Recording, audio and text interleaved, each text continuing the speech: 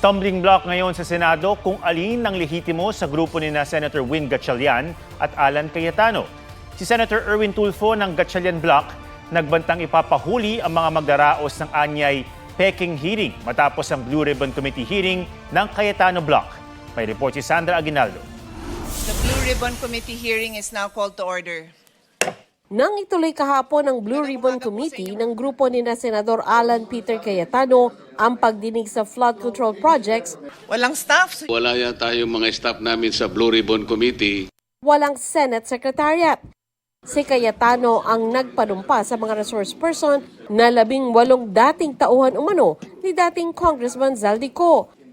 Do you swear or affirm to tell the truth, the whole truth, and nothing but the truth in these proceedings? Thank you. Wala ring nag-record sa kabuuan ng committee hearing. Nang matapos ang pagdinig, sinabi ni Senador Rodante Marcoleta na may kasunod pa ito. Marami po tayong kukunin. Binanggit po ninyong mga addresses na kung saan dinala yung mga pera. May patatawag po tayong mga tao para i-confirm po na talagang na-deliver yun, yung mga sasakyan na ginamit. Suspend the hearing until further notice. Pero ang pagdinig, walang saysay ayon kay Senador Erwin Tulfo, ang itinilagang Blue Ribbon Committee Chairman sa ilalim ng grupo ni Senador Sherwin Gatchalian. Hindi na po ako papayag na maghihiring-hiringan kayo dyan. At I will have you arrested. I promise. Kahit na senador ka, kahit na sinasabi mong matanda ka na, ilang taong ka na sa Senado, try me. Magpahiring ka ng Blue Ribbon ulit. Magpahiring ka.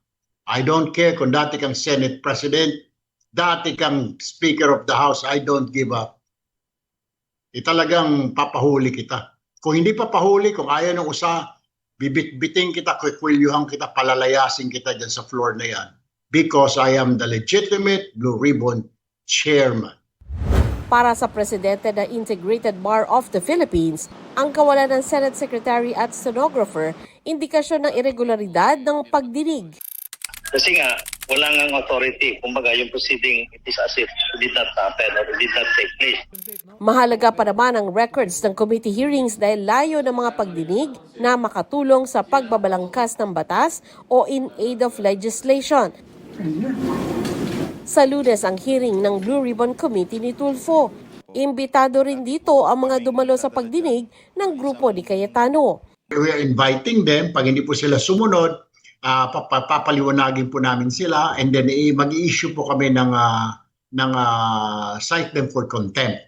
And entonces po, yung aming pong usaha, yung aming pong mga pulis, pwede po namin i-order na hulihin po sila, dalhin sila dito sa Senado.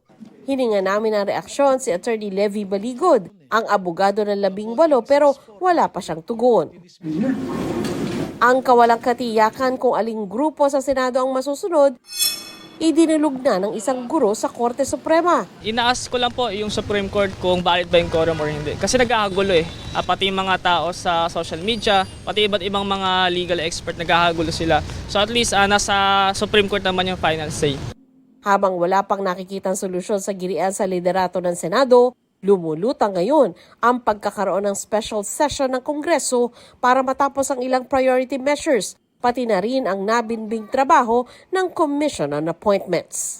I'm willing to talk to anyone, including the 11, to find common ground. But ilalabang ko yung tama, pati yung Senate presidency. We're not going to give up.